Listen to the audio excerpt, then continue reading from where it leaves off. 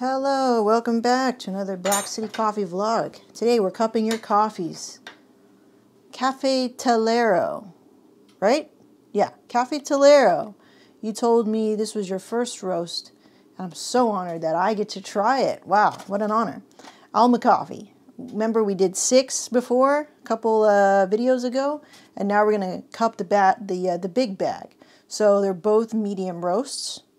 They're both from Central America, so to speak. Well, this is Mexico. This is more like Central America. This is Honduras. This is Mexico. So really similar, I think, in terms of like cupping them together, being sort of on the same playing field, playing the same sandbox, okay? So this is going to be fun. Okay, background. Cafetalero Coffee roaster. We are inspired by the aromas at every step of crafting the perfect roast. Our beans are sourced from family-owned farms too, in, oh man, Cicotepec. Oh my God, I'm gonna Google it later. De Juarez, Puebla. Okay, it's even got coordinates for us. Okay, is located within the Sierra Norte of Puebla. The beans are locally roasted in Martinez, California, using a hand-fabricated roaster. Hand-fabricated roaster in batches of no more than 10 kilos. The grower organized family farms within the region, altitude at a variety of high altitudes from 600 to 1180 meters. So low elevation coffee processed, fully washed and dried under the sun. Okay, and then we have the Alma coffee. Wet wash process called Soulmate, a medium roast, bold milk chocolate, clementines, candied walnuts. The farmer's finca La Única. Region is Copan, Honduras. Altitude is 1400 meters. Okay, classic. A classic Honduran roast, it sounds like. So cool, we just get to cup these against each other. This is not a competition. This is having fun. This is discovering these two. I'm very honored to be tasting your coffees today as a fellow roaster and lover of coffee. Okay, let's get this going. Okay, smells. Roasted on January 6th. Wow. We get to taste it about a week later. It's a very subtle, dry caramel. Definitely darker here. Roastier, a sort of soy sauce element, meaty element. Darker. Lighter, darker, both are medium. See, there's nuance within roasts. Okay, let's get some water in these.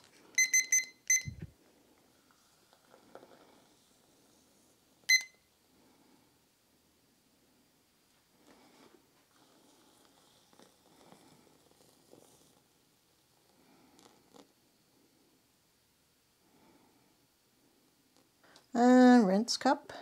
Cool. All right, very cupcakey, as you can see. So what can we observe from this or know from this?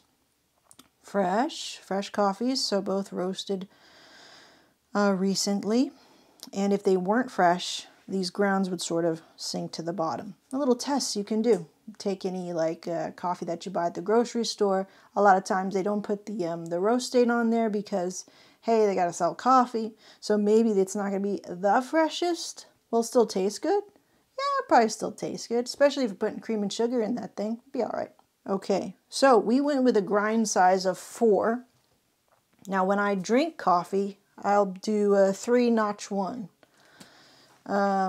Depending on what kind of coffee I'm drinking. If like I said in a previous video, if I was drinking Onyx, which is more lighter body coffee, and I want more body from it, or I want a more intense experience from that coffee, then I can always notch down in the grind size so that I can extract more. And so in almost the same way, I can reverse that if I feel it's too intense. I can even back off on my dose. You know, I could, instead of brew 20 grams of coffee, I can maybe do 18 or something. You know, you can do little things like that to have more control over your cup at home. And that's cool. Like, there's all these rules, right?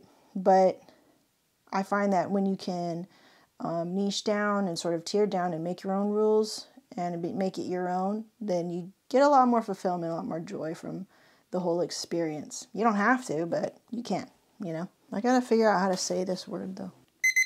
Zacatepec. Zacatepec. Is that right? Zacatepec.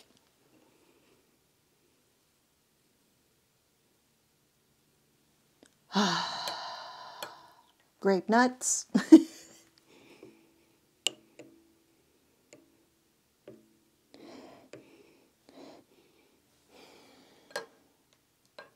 Grape nuts, orange peel.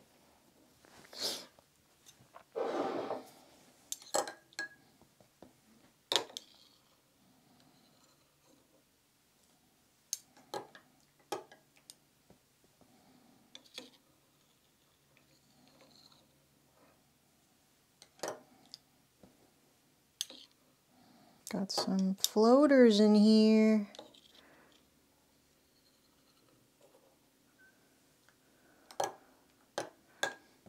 Very similar in color.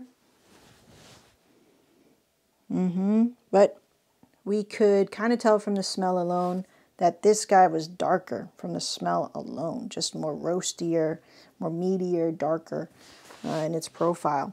Now, that's all just by the smell. So we still need to taste it, and then we will deliberate. And we will keep tasting it up until 16 minutes, 24 minutes. You know, keep tasting it. See how the coffee changes from when it's really hot, when it's not so hot, when it's cooled, and sometimes even when it's super cold, you know. Doesn't hurt if it's out there on your table. Zacatepec. Okay, did I say that right? Let me know in the comments. Zacatepec, Puebla, the region. I haven't seen that ever on, like when I go to cafe and stuff, which is not often. But, yeah, I've never seen this region before.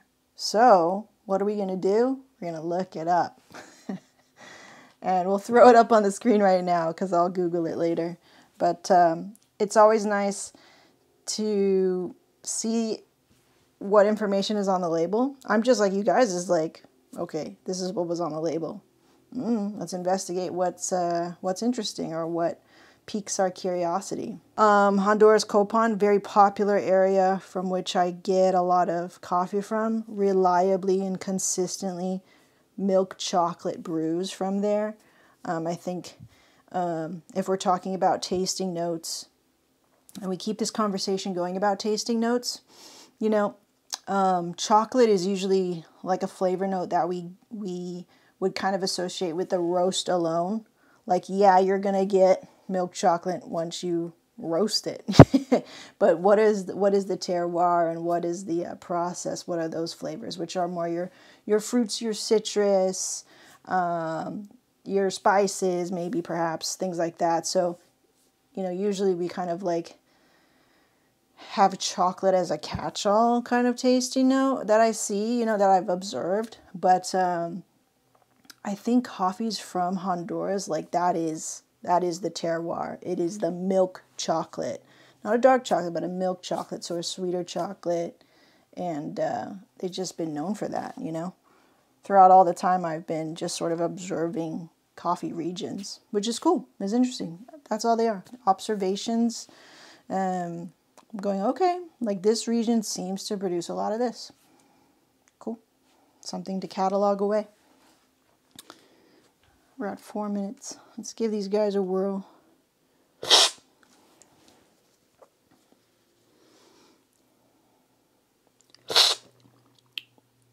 Still a little hot. Chocolate, dark chocolate cake. Some great acidity there. It's a drying acidity though. It's like, it tastes very fresh. This is washed, right? I would dare say that this, yeah, the color is definitely medium, but the development on the bean, I'd say, is like on the lighter side. So I would venture to even call this a medium light. Right, so we're within the range of medium, but we're in the range of light, but we're in the medium portion of it. or the darker portion of it, the roastier part of it. And that's because the outer part of the coffee is darker than, say, a light roast, but the characteristics and the physicality of the bean itself, a lot of the bean faces are flat. They're not like puffed up. And so it's giving me a sort of like great acidity, I think, in the cup. Meaning that somewhere in middle or last phase, we're not as roasted. We're not as developed. So it has this really kind of vibrancy to it while being coated with this dark chocolate thing, which is the outside. It's good. It tastes like my blends where it's like I have this dark coffee and that's what it is. And then I have this light coffee and that's what that is. And then I put them together and that's what this kind of tastes like a blend, which is interesting. Tasting notes. Dark chocolate. What is the acidity here? The acidity is medium. It's not zero. It's not high. It's medium. It's drying. It's a sort of astringent, sort of like black tea characteristic that's going on.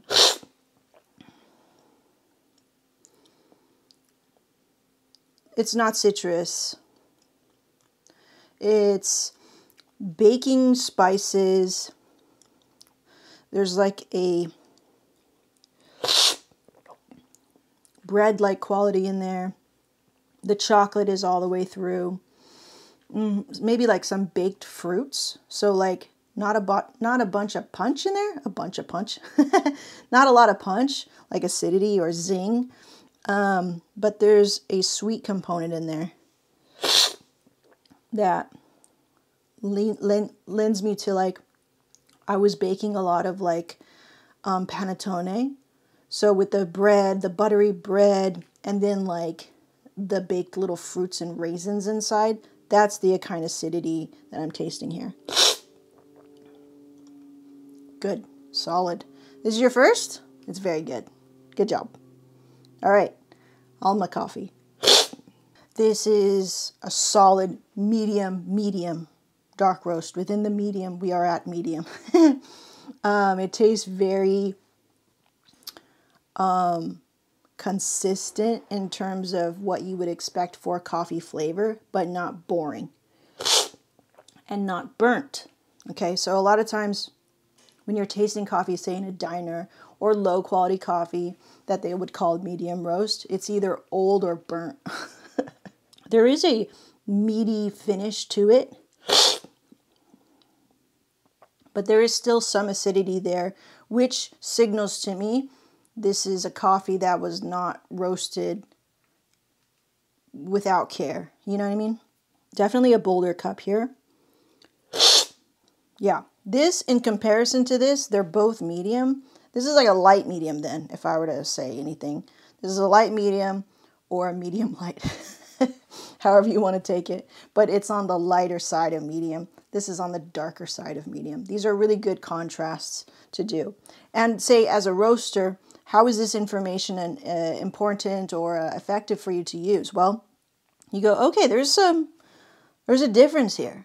Okay, as a roaster, you could go back to your notes or to your see what you did in the middle phase, see what you did in the last phase of your roast, and go, okay, I seem to have gone off a little bit longer and tastes like this now. So that's what that tastes like. So that when I see that as a roaster on the screen or looking in the trier, I can associate that now because I've been to the cupping table and did the cupping, and I can associate that with this. Oh, that's a medium dark. Or that's a, not medium dark, sorry. That's a medium, that's a solid medium. Or that's the medium I'm looking for. Versus another roaster with a different style, like myself, will go, that's a light medium. That's as medium as I want to go. And maybe be known for that or whatever. But yeah, both good. Both very different profiles. This one's darker, this one's lighter. Both have their purposes. Both are good black.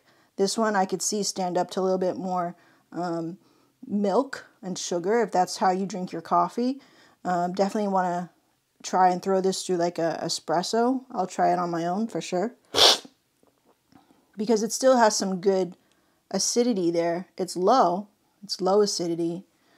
But I think it's still got some great, just solid milk chocolate for you to build upon. A solid chocolate foundation.